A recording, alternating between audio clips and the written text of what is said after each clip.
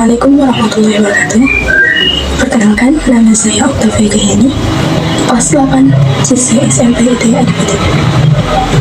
Berdirinya saya di sini akan menjelaskan sebuah materi kelas 8 tentang sistem ekspresi manusia. Sebelumnya, apa sih sistem ekspresi manusia itu? Oke, sistem ekskresi manusia yaitu sistem yang mengolah dan mengeluarkan zat sisa-sisa metabolisme dan racun dari dalam tubuh. Dan jika tidak dikeluarkan, maka akan menyebabkan sejumlah masalah kesehatan. Selanjutnya, struktur dan fungsi sistem ekskresi manusia. Struktur yang pertama yaitu ginjal. Ginjal berbentuk seperti kacang merah keempat, terletak di dalam perut, terdiri dari kanan dan kiri, dan di sebelah ruas-ruas tulang belakang.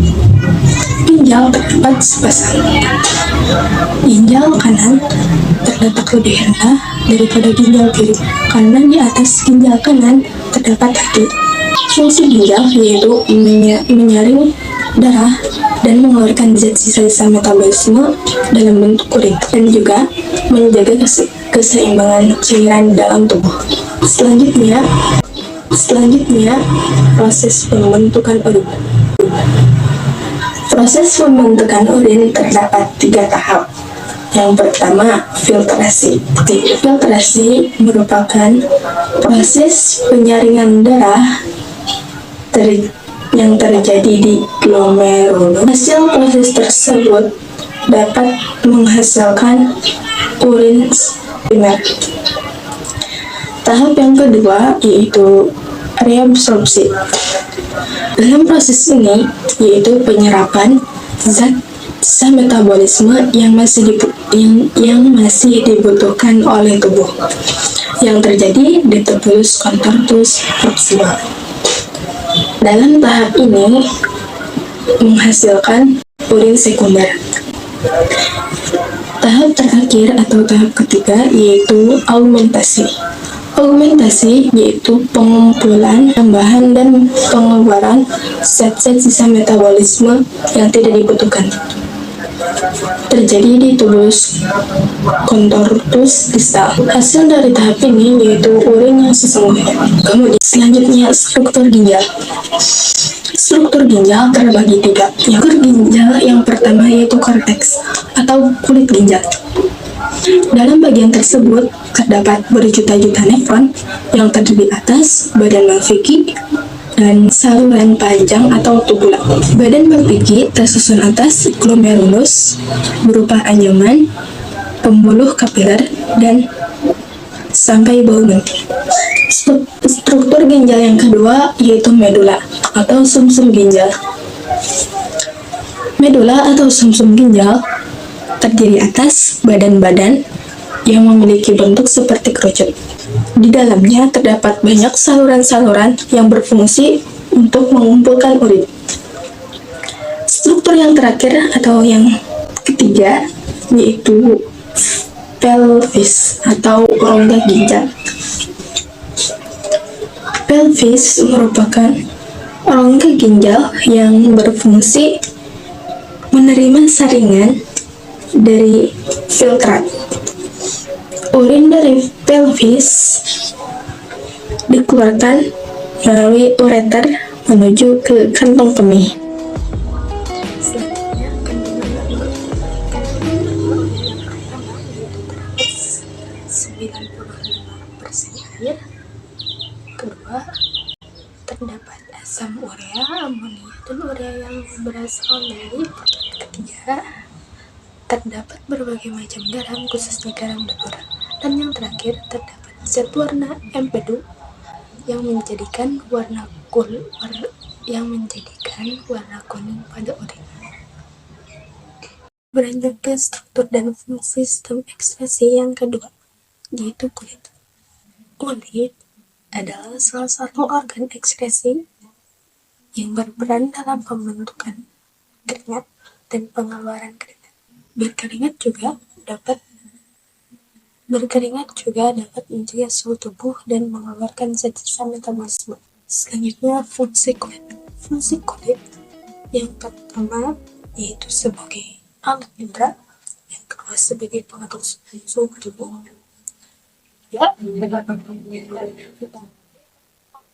selanjutnya menjaga jaringan yang ada di bawahnya, dan yang terakhir menyimpan cadangan makanan. Struktur kulit terdiri dari 3 lapisan. Yang pertama, lapisan epidermis. Lapisan epidermis terdiri dari 3. Yang pertama, stratum corneum, yang kedua stratum lucidum, dan yang terakhir stratum granulosidum. Struktur kulit yang kedua yaitu dermis. Dermis terletak di bawah lapisan epidermis. Terdapat pembuluh darah, kelenjar keringat, kelenjar minyak, tumpang rambut, dan ujung syaraf indra.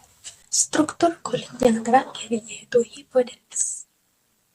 Lapisan atau jaringan hipodermis mengandung lemak yang berfungsi sebagai cadangan makanan.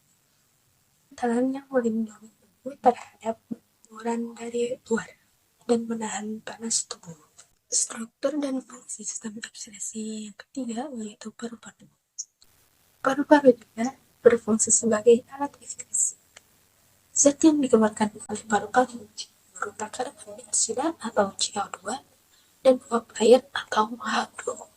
Udara yang masuk melalui alveolus akan berdifusi dengan cepat melalui kabel darah yang mengelilingi alveolus. Darah pada alveolus akan mengikat oksigen dan mengangkutnya pada jaringan tubuh. Dalam pembuluh kapiler jaringan tubuh, darah mengikat karbon dioksida untuk dikeluarkan bersama uap air. Selanjutnya, struktur paru-paru.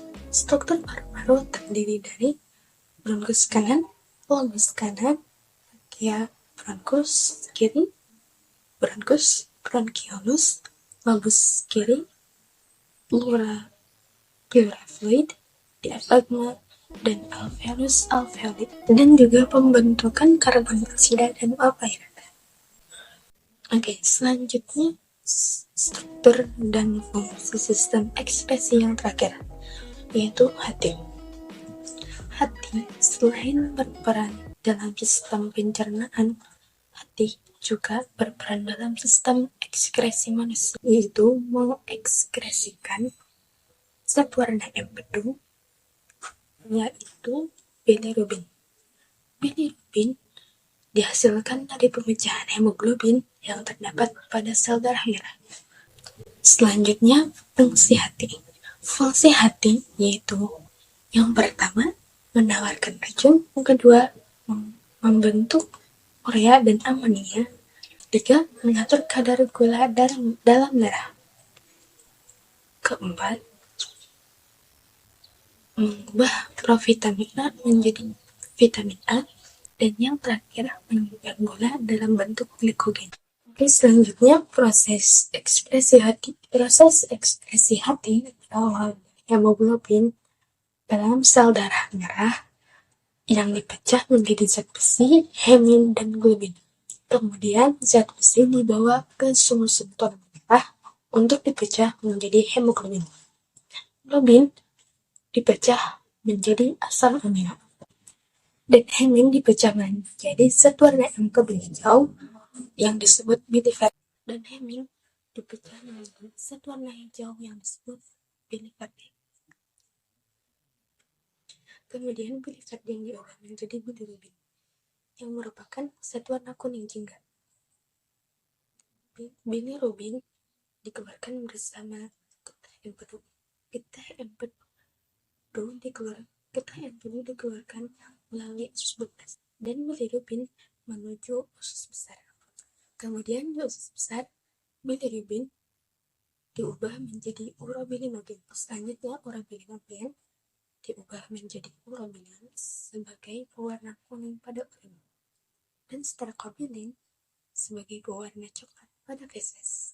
Selanjutnya, poin terakhir yaitu gangguan pada sistem ekskresi manusia dan cara pencegahannya. Gangguan yang pertama yaitu nefritis. Nefritis disebabkan oleh bakteri Streptococcus pada nefron ginjal. Akibatnya protein dan sel darah merah akan keluar bersama urea.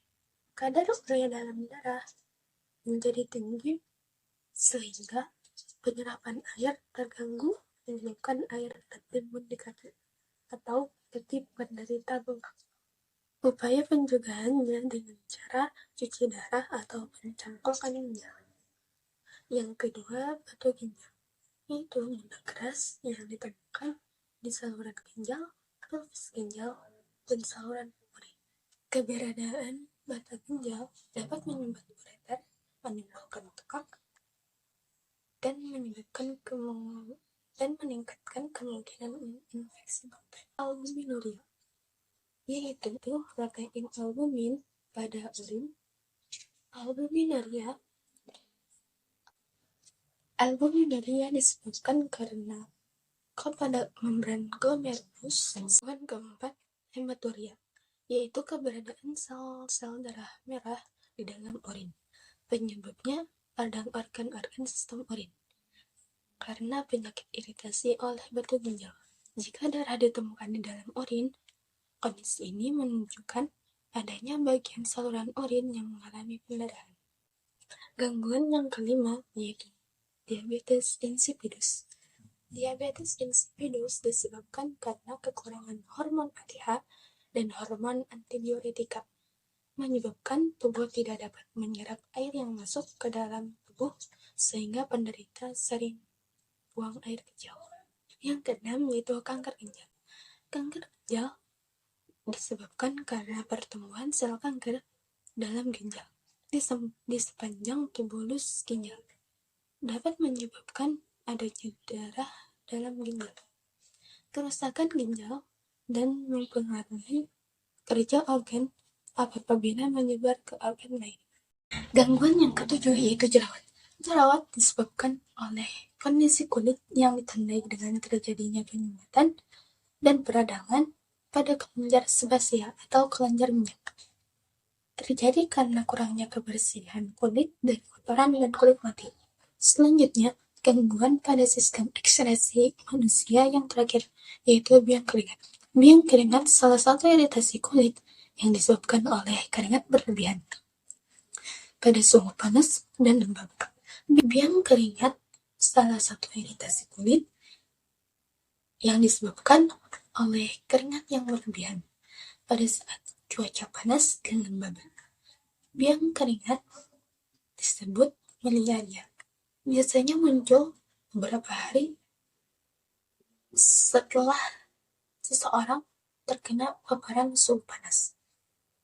Sebagai akibatnya, kulit mengalami peradangan. Beberapa jenis biang keringat. Yang pertama, miliaria kristalina. Yang kedua, miliaria rubra atau biang keringat merah. Dan yang terakhir, miliaria profunda atau biang keringat dalam. Itulah materi dan tugas yang sudah saya sampaikan. Terima kasih yang sudah menonton. Thanks for watching. Assalamualaikum warahmatullahi wabarakatuh.